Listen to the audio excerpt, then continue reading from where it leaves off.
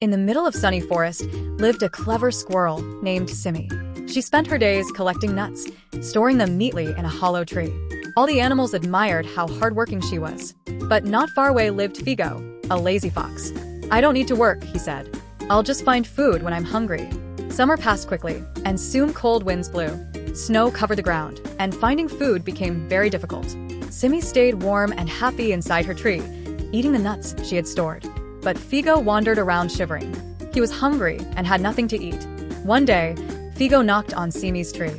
"Simmy, can you please share some nuts with me?" he asked softly. Simmy felt sorry for him and gave him a small bag of nuts.